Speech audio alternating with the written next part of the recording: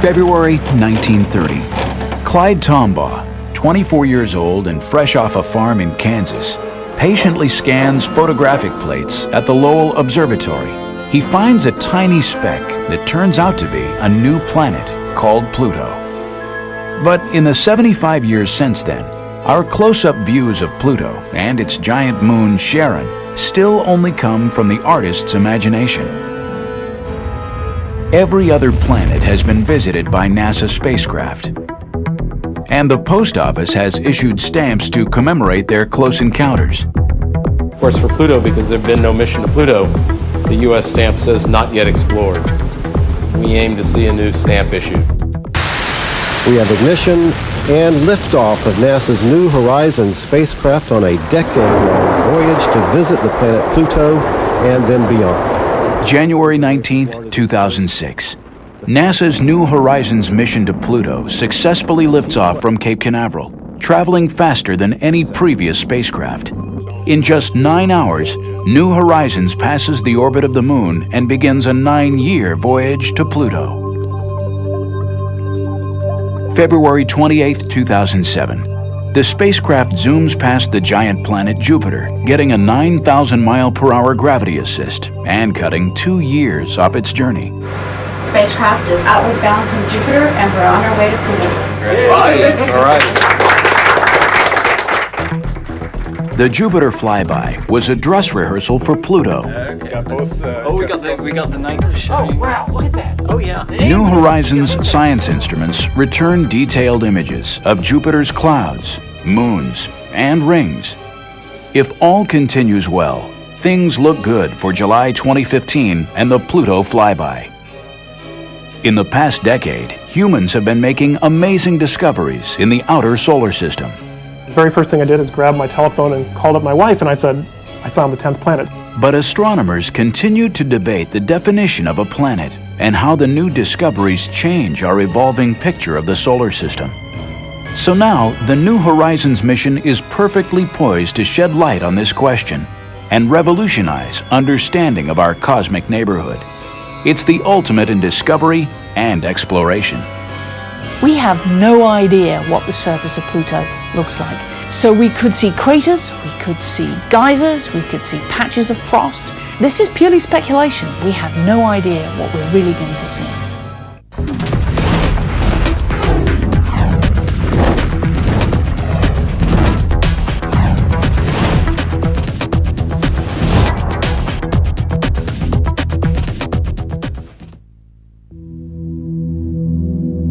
Late 2005, the long journey begins. Cape Canaveral, Florida, NASA's Kennedy Space Center.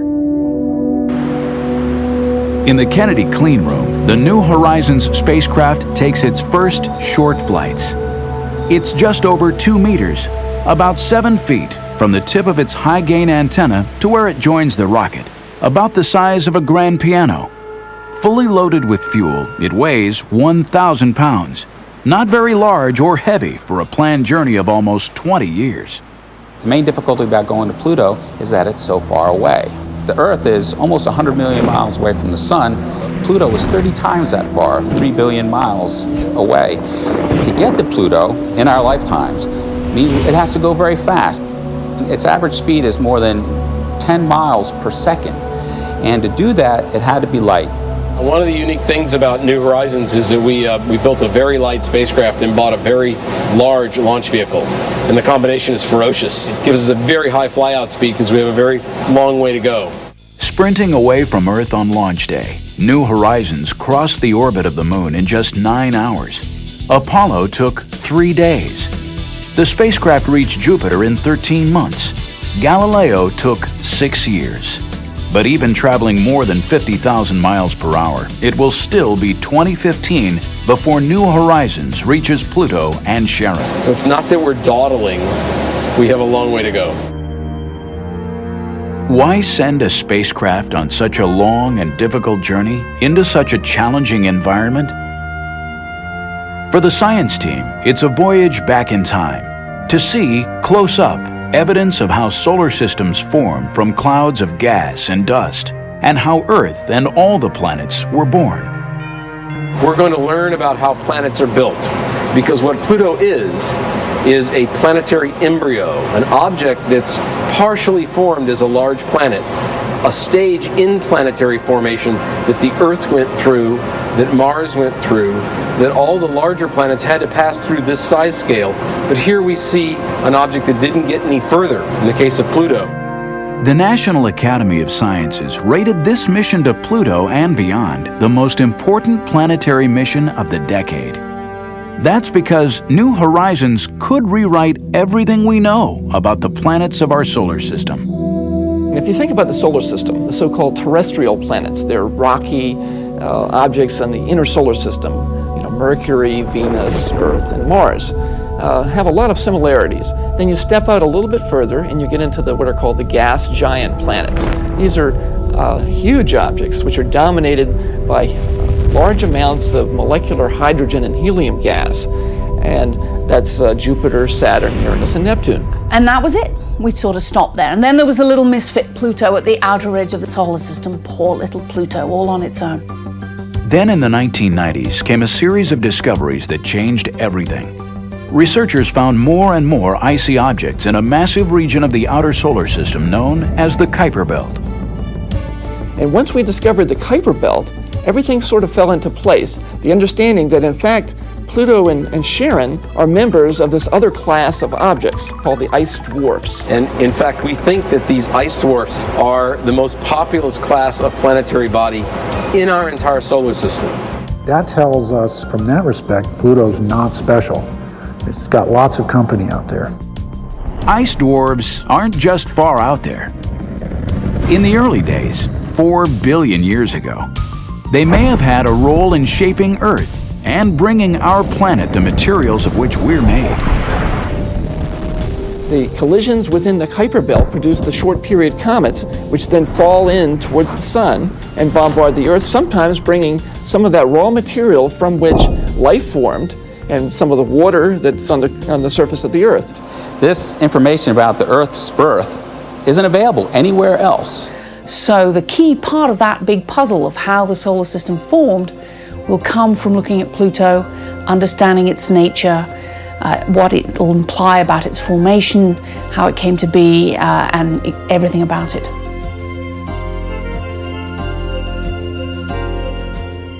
Coming up, with New Horizons safely on its way to Pluto, find out what sophisticated scientific instruments are on board to unravel Pluto's mysteries.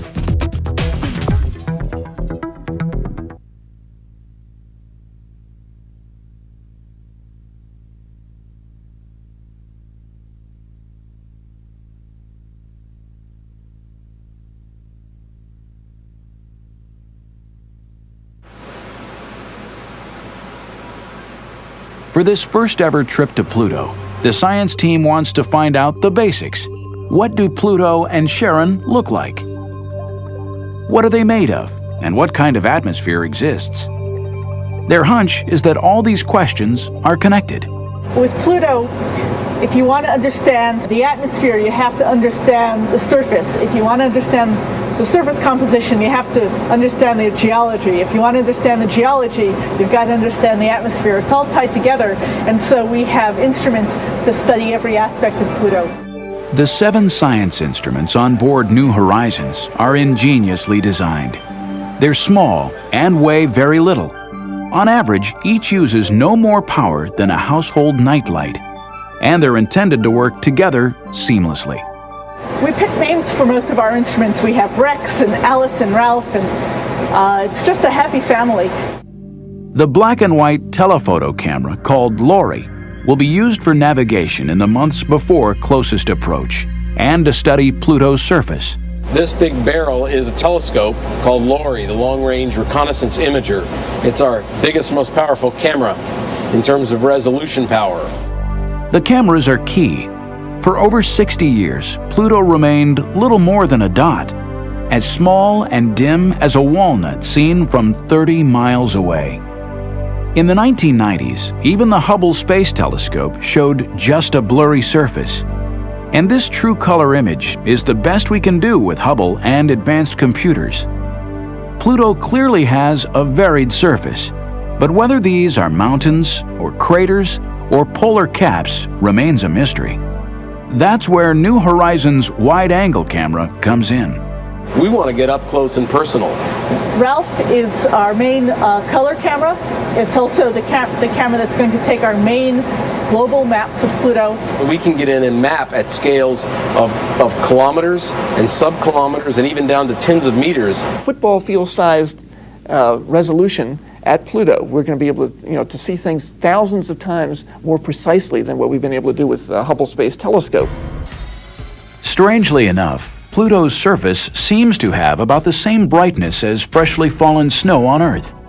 It appears so dim only because it's so small and very far away. Equally bizarre, Pluto sometimes behaves more like a comet than a planet. When its eccentric orbit brings it closer to the Sun, the surface heats up and produces a denser atmosphere. Ralph's sister instrument, using a different part of the electromagnetic spectrum, will be studying that. This is the ALICE ultraviolet spectrometer, which will probe the composition of Pluto's atmosphere and also study its surface. It measures light with a shorter wavelength than what you and I see. We fly past Pluto, that's the antenna direction. We're going to turn, so the antenna is pointed back at Pluto, back toward the Sun, and we're going to watch as the Sun passes behind Pluto, and we're going to see the sunlight get absorbed at these ultraviolet wavelengths, and we can tell what the atmosphere is made out of at these different heights. As Pluto approaches and retreats from the Sun, it's thought that there are seasons and weather that resurfaces the planet with fresh, bright ices. Some researchers think this is what creates the light and dark regions, but as yet, no one knows.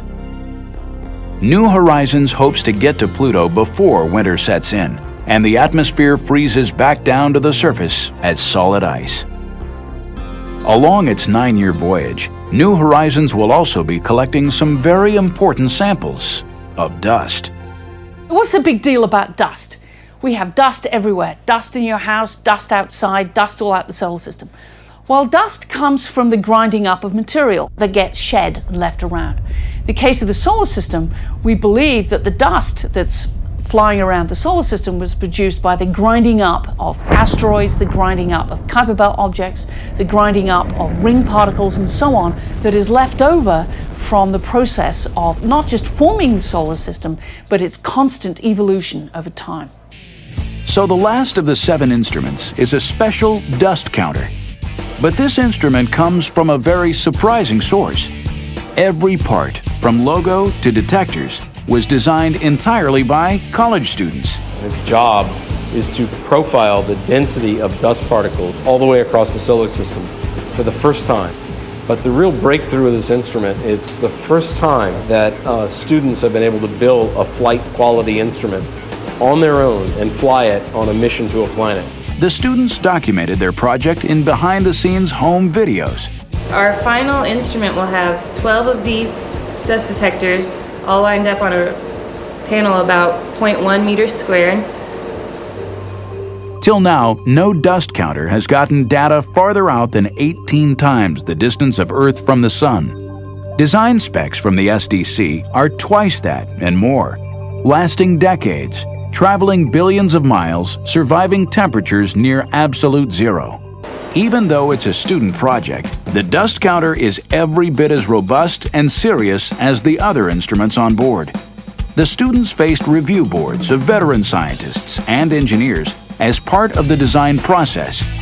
Together, the 7 science instruments are the most powerful set of detectors ever sent on a first flyby of any world in our solar system. But making sure the Pluto flyby is successful meant a race against time to launch in 2006. And before they could ship the spacecraft to the Cape, the hardware and the science instruments all have to go through a rigorous test program. For this mission, keeping on schedule was critical. It's also important that we get there as soon as possible because Pluto does have an atmosphere right now, but it's moving farther and farther away from the Sun. And at some point, that atmosphere is going to freeze out. Although meeting the target launch date is critical, so is making sure that all the hardware works together like a finely tuned machine. One builds a spacecraft, you build the individual boxes and instruments first, and they go through their own tests, both functionally and then environmental tests. And that's sort of equivalent to the members of an orchestra, each tuning up. But once you build it as a spacecraft, once you've assembled it, then you're playing the symphony. And that's what we've been doing. We've been testing it as a system. And then we test it again, and then we test it about 5 more times. Once we launch this, we can't go after it with a screwdriver. We can't go fix anything that isn't working. And the test program, the full-up test program, is more than a year long. A big part of the testing that gives us confidence that it's going to work in flight is the environmental testing. So we put it into an environment that's pretty much exactly like it's going to see on its way to Pluto and at Pluto. That includes a thermal vacuum tank where we put it in this big tank, we pump all the air out, it's in a vacuum just in space, then we heat it up and we cool it down, just as it's going to see when it's actually in flight. And it's not just the extreme cold that engineers test for. The launch itself puts huge stresses on the spacecraft. These rockets, they're gigantic. They shake a lot. If you've ever seen a paint shaker at a hardware store where it mixes the colors into the paint, that's exactly what the spacecraft is going to go through during launch. One of the things we do is we put the whole spacecraft on a gigantic vibration table, a paint shaker, and shake it. And then test it after that, and shake it again and test it again. Test phases at APL and Goddard have been very intense. We're running a 7-day-a-week, 3-shift-per-day operation. Nothing was easy. Even getting to Andrews Air Force Base meant fighting traffic. Leaving home for Cape Canaveral and the final critical months before launch, the engineers in charge were a little nervous. This is definitely high on the stress level curve. Getting the spacecraft moved from Columbia, Maryland, all the way down to the Cape is pretty tough. Like packing for a long trip, everything you need must come along. Test equipment, spares, tools. Everything we're doing is the last time we do it. We want to make sure every bolt is exactly tightened, fastened correctly, everything's been assembled, tested, the records are kept properly because there's no going back. This is a flight build. Saturday, December 17th, 2005. Spacecraft and third stage, in its closed-up fairing, like a giant fragile egg, are placed on top of a huge transporter. With 9 axles and 81 wheels, it's able to raise and lower itself to roll over bumps and up and down slopes without tilting the cargo. Working round the clock, they arrive at Pad 41 before dawn.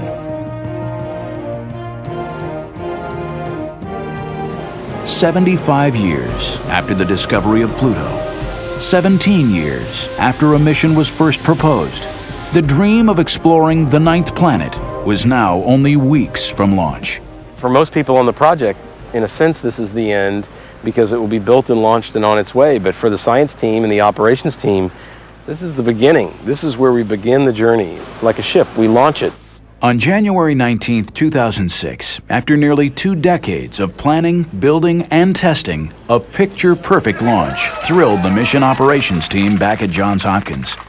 But the long journey to understand Pluto actually began 75 years earlier, far away in the American West.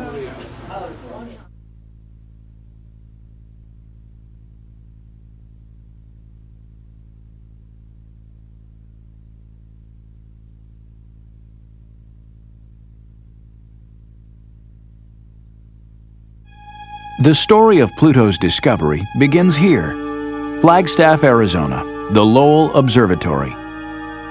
Named for its founder, Percival Lowell, a rich Bostonian who was fascinated first by the possibility of water and life on Mars, and then by the search for Planet X, an undiscovered world out beyond Neptune. Pluto was discovered here, and the observatory remains a center of Pluto research today. Astronomer Mark Bowie personifies the ingenuity and persistence it takes to study Pluto. Part of why I like Pluto so much, because it's a cold, icy place. Bowie's role on New Horizons is to help find targets far out in the Kuiper belt, where the spacecraft will travel after it has flown by Pluto and Charon. This homegrown instrument, named Mimir after a Norse god of wisdom, will be placed on ground-based telescopes to study ices on Pluto's surface before the spacecraft gets there. For 2 decades, Bowie and colleagues have used the best instruments available to map the planet. In the mid-90s, he and Alan Stern collaborated in using the Hubble Space Telescope to make the first direct images of Pluto's surface. Hubble has revealed the first glimpse of Pluto for the first time, and it's exciting to Mark and I and to our whole scientific team to be able to see this object that no humans really could glimpse as a real planet, as a real object in the solar system previously. In 2002, astronauts placed the new Advanced Camera for Surveys on board Hubble, and Bowie now had data for a new map. I think this map is probably the best map we're going to get prior to the spacecraft getting there. Pluto clearly has dramatically varied geology, though the images are still mysterious. But what a transformation from the dot of light that was Clyde Tombaugh's first sight of Pluto 3/4 of a century earlier. 75 years to the exact day and time, Observatory Director Robert Millis shows us how the discovery was made. 75 years ago, Clyde Tombaugh sat at this machine and became the first person to ever see the planet Pluto. The machine is called a blink comparator. Tombaugh used it to look at photographs of the same patch of sky taken a few days apart. Night after night, he'd patiently expose the large glass plates. Day after day, he'd blink the plates back and forth, looking for anything different from the fixed points of starlight. Decades later, Tombaugh still recalled just how uncomfortable and challenging the search for Planet X turned out to be. You get cold, you get numb. It took a lot of perseverance, because this gets brutally monotonous. Blinking back and forward, Tombaugh was looking for anything that shifted position. The only means you have identifying a planet is got to be small. It's like a small star image. The only clue you have is it shifts position with an interval of a few days in a night's time. That's the only clue you have. So you've got to see all these star images, hundreds of thousands of them, to see if any of them shift position during the interval between the first and second plate. That small movement was just what Tombaugh saw on February 17, 1930. The arrows were added to show its position a few days apart. It was just what Lowell and Tombaugh wanted to see, a distant planet. After some debate, an English schoolgirl, 11-year-old Venetia Burney, came up with the name Pluto, god of the underworld. PL, of course, were also Lowell's initials. By studying the motion of that dim and distant dot of light, astronomers discovered a Pluto year, the time it takes to move once around the Sun, was equal to 248 Earth years. The angle of its orbit, seen here in silver, was steeper than any other planet. Its distance from the Sun also varied more than any other planet. For 48 years, that was all anyone knew about Pluto.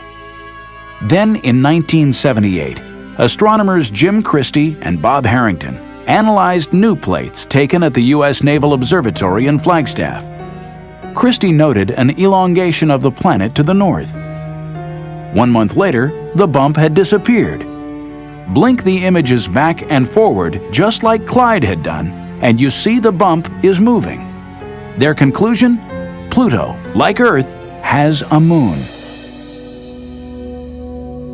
Christie suggested the name Charon after the ferryman of Pluto's underworld in Greek mythology, but preferred to pronounce it Charon, more like his wife's name, Charlene. From the motions of Pluto and Charon, astronomers could work out that the moon was almost half the size of its planet, so large that both objects spin around a central point, their mutual center of gravity, outside Pluto. Pluto and Charon were the first binary planet known in our solar system. Using the basic physics of their orbits and their distance from each other, astronomers were able to calculate their mass and size. Pluto was smaller than our moon, about 1,500 miles in diameter, and had only 1/10 of its mass. Pluto and Charon together would barely stretch across the continental United States. From its size and orbit, astronomers estimated that Pluto is perhaps half rock and half ice. That makes it one of the largest of a whole new class of objects, the ice dwarfs, living out in what's known as the Kuiper Belt. This region is named for Gerhard Kuiper, a leading mid-20th century planetary astronomer. Kuiper suggested that the solar system didn't end with Neptune and Pluto, but that there should be a disk or belt of other worlds somewhere way out there. In 1992, from a mountaintop in Hawaii, David Jewett and Jane Liu found the first Kuiper Belt object. They were using new and highly sensitive CCDs, like the sensors in a modern digital camera. But their technique was essentially an updated version of Tombaugh's work. Take carefully registered images of a patch of sky and see if anything moves against the distant stars. This one, QB1, did just that. Jewett and Liu had found the first Kuiper Belt object. It was just a few hundred kilometers across, about the size of an asteroid. In 2002, Caltech astronomer Mike Brown and colleagues found a Kuiper Belt object half the size of Pluto. In 2004, Sedna, another world, 3/4 the size of Pluto. Brown kept on looking, using computers to do the work of Tombaugh's blink comparator. We do exactly the same thing. Clyde Tombaugh is the one who basically figured out the system for finding these things, but we do it all by computer instead. These are 3 images in a row that are blinking on the screen, just like Clyde Tombaugh would blink. On the morning of January 5th, 2005, I was looking at these very images, and I clicked the button saying this one's no good, and I suddenly see this object here very clearly moving across the frame in dead center. This is the one where I almost literally fell out of my chair, because it's perhaps it's close to being the brightest object we'd ever seen out there, and it's also moving extremely slowly. Slow means it's far away. Slow and bright means it's really big. If you combined more distant with anything we'd ever found and almost the brightest thing we'd ever found, you knew immediately that this thing had to be the biggest thing we'd ever found in the outer solar system. The very first thing I did is grab my telephone and called up my wife, and I said, I found the 10th planet. 2003 UB313, the random name assigned by Brown's computer, was 25% larger than Pluto. Until an official name was chosen, Brown came up with a temporary nickname, commemorating Percival Lowell's search for Planet X. We had actually been reserving the name Xena for the first object that we found larger than Pluto. We wanted something that started with an X for Planet X. We wanted something that was mythological. Now Xena is only TV mythology, not real mythology, but we figured Pluto is named after a cartoon dog, so that's okay. And we wanted something that, we decided there weren't enough female planets, so we were going to name another one female planet. So if you take those 3 together, you get Xena. Xena has now officially been named Eris, goddess of discord, which seems appropriate. Some astronomers argue that Pluto and Eris, as Kuiper Belt objects, should not be classified as true planets. Others disagree. In August 2006, in a controversial decision, the International Astronomical Union reclassified Pluto, Charon, and Eris as dwarf planets. But Mike Brown thinks the new findings far out in the Kuiper Belt only make the New Horizons mission more exciting. Pluto is the closest member of this new class of objects we're finding. The next best thing to studying all of these objects out there is to go look at some of the big ones. Go look at Pluto. It's not the biggest one out there, but it's the closest really big one that we can learn a lot about. So I think that going to Pluto is much more exciting today than it was even a year ago. In 2005, Hal Weaver and Alan Stern used the Hubble for another close-up look at Pluto and Charon. We want to know everything that could possibly be along our path as we're going through the Pluto-Charon system. The result was an historic and astonishing discovery. This was just incredible. In fact, it was so incredible we almost didn't believe it at first. They saw 2 small, dim moons where only Charon had been known before. It would double the excitement of the close encounter. We get 4 for the price of 2. You know, instead of having just Pluto and Charon, we now have another couple of exciting moons to investigate. Pluto is an even more interesting place than we imagined. Mark Bowie went back and confirmed the discovery by reanalyzing previous images. He made this true color portrait of Pluto and Charon with the newest moons, Nix and Hydra. New Horizons will speed through the Pluto system in less than a day. To maximize success, the mission would use flying by Jupiter, the largest planet in our solar system, as a dress rehearsal for encountering the smallest. Early 2007, engineers and scientists got ready.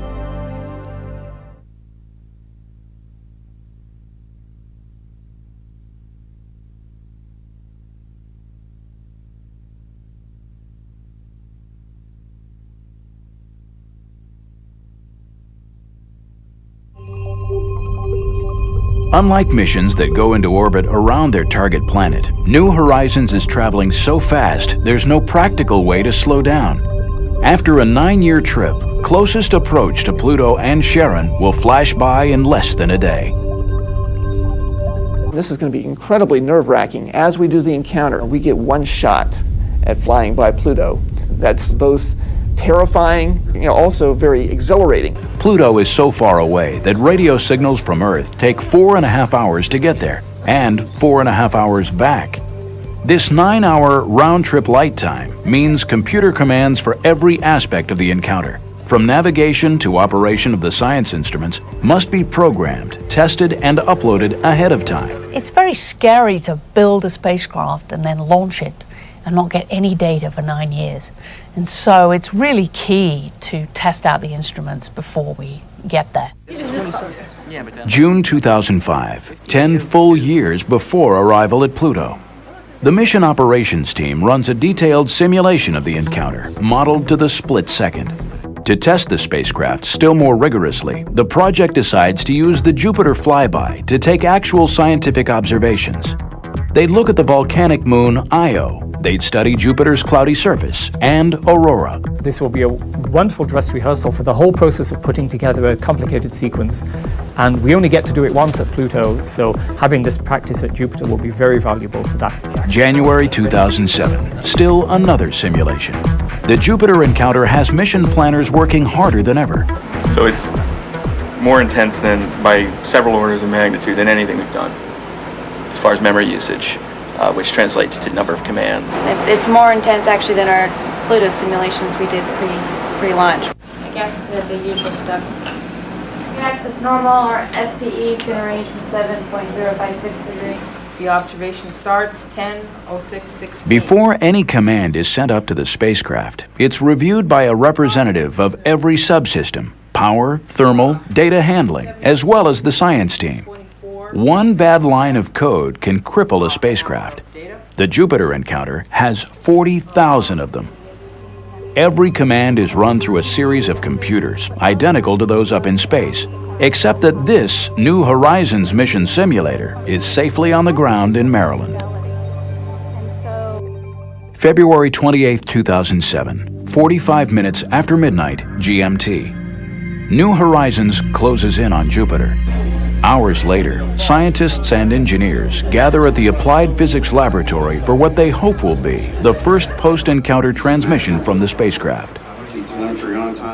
Mission managers coordinate with researchers across America. Experienced operators stand by at stations dedicated to each instrument and subsystem. The ACE, or Lead Flight Controller, communicates with NASA's Deep Space Network Station in Australia. Alice Bowman is Mission Operations Manager, or MOM. Her professional family includes some of the brightest engineers around. Today's very important. It's our Jupiter flyby day. And of course, the test is coming right up. We'll see if the spacecraft made it through the dangerous radiation at Jupiter. For this milestone in the life of the mission, all hands are on deck. It's real big. As you can see, we have a lot of people coming in today, a lot of scientists who wanted this information off the satellite that we've been trying to get for them. So today is real eventful. I would put it somewhere between launch and actually getting to Pluto. I'd say it's the third most critical activity in the whole timeline. We're really putting the spacecraft through a stress test. That's our primary objective. But as long as we had to stress it, we thought we'd stress it with 700 science observations. 700 observations, 40,000 commands. Science planners work with guidance and control engineers to write a playbook for the encounter, a script for every time tick of the flyby. At Jupiter, New Horizons is on her own. Here on Earth, they wait. You guys nervous? No, not really. Nothing we can do at this point. That's right, not nervous. No. Not a bit. This is all done by remote control. That's the nature of this business. 500 million miles away, our little puppy is doing its job and doing very well. Just come up on track like it always does. So we're about a little less than 6 minutes away from our first look at telemetry. They'll know all is well when screens light up with green text indicating the spacecraft has survived. DSN Australia confirms that New Horizons has phoned home. Pluto Ace. Go ahead, Pluto Ace.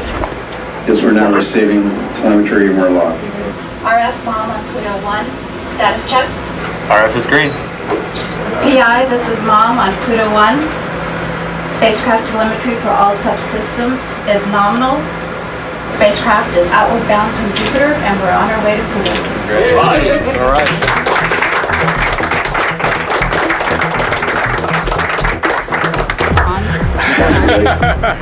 Oh, relieved. Go ahead, we expected everything to go well, but it's good to know that it really did. Now we still have to wait for the data to come down, see what's happening with the radiation levels on our instruments, and waiting for that really good picture of Io that we should be getting in a couple of hours. Good. Everything's looking really good at this point. The station's cooperating. No problems with the station. The spacecraft's in a good state. All's well. Jupiter's not our ultimate destination. It's very nice, that we can actually get a lot of great scientific data for free, basically. We get that gravity boost, the most important thing, but after that, just getting that extra science and the extra practice for doing an encounter, which are really hairy. These encounter situations where it's all or nothing. You fly by and you don't return. We have to make sure everything works perfectly, so we're going to learn some lessons from this experience, apply them to the Pluto encounter, and hopefully make for an even better Pluto encounter. The engineers could tell right away that all spacecraft systems were nominal, but the scientists wanted to see the very first pictures of Io. They'd gotten used to fancy computer graphics depicting an imaginary trajectory and volcanic plumes. But the actual images just in from Jupiter would determine scientific success or failure.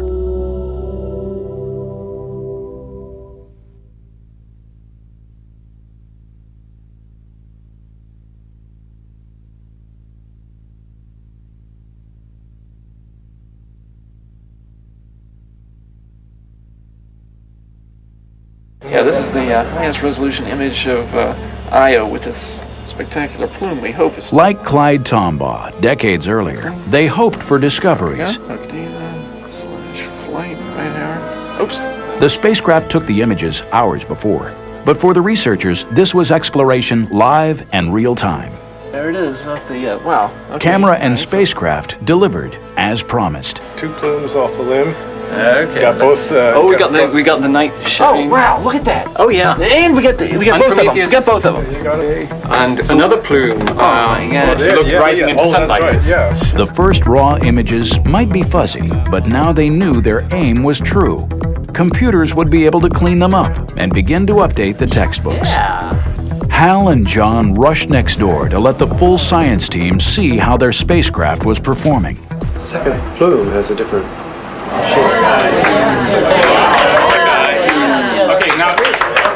Researchers called out requests to adjust brightness and contrast to reveal details hidden in the pictures.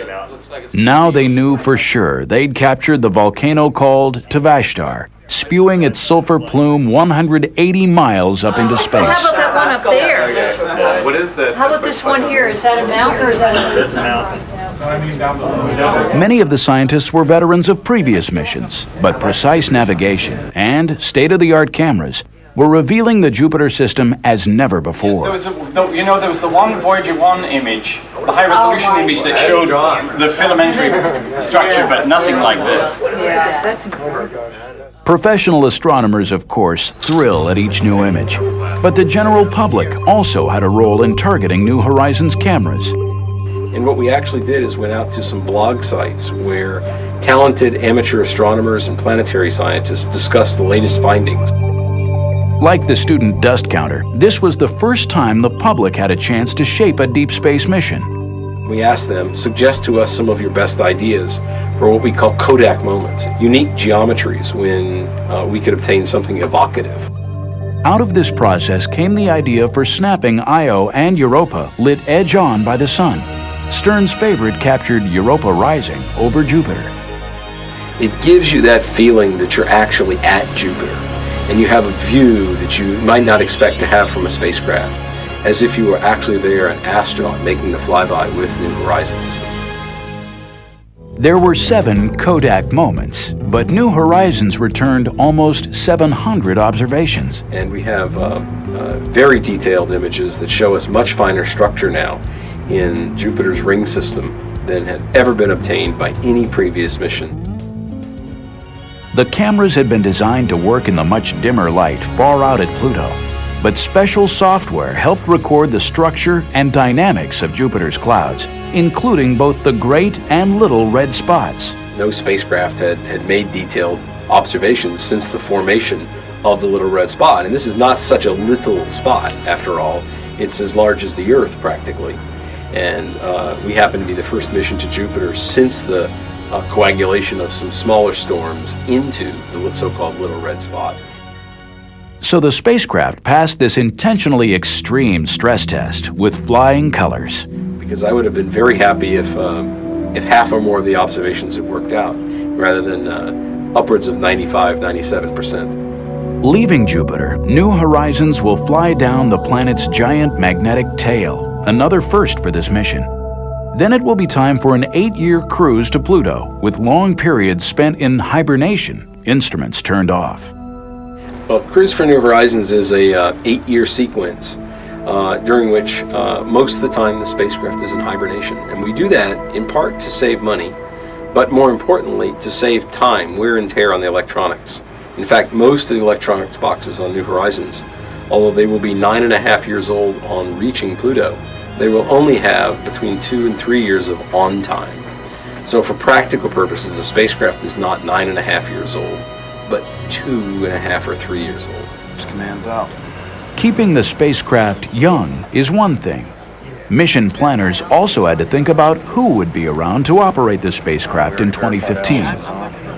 Many of the faces you see around New Horizons are relatively young. That's also no accident. You know, if it's something like that, let's say yeah. The project wants to make sure key team members are still on the job when the spacecraft gets to Pluto. How old are you going to be? In 2015? Yeah. I don't know, somewhere in my 40s. Oh, and you're a youngster. Yes. If all goes well, even 2015 won't be an end date for New Horizons. It should have enough fuel to travel onwards, to rendezvous with 1 or 2 ice dwarfs beyond Pluto. 3, 2, 1.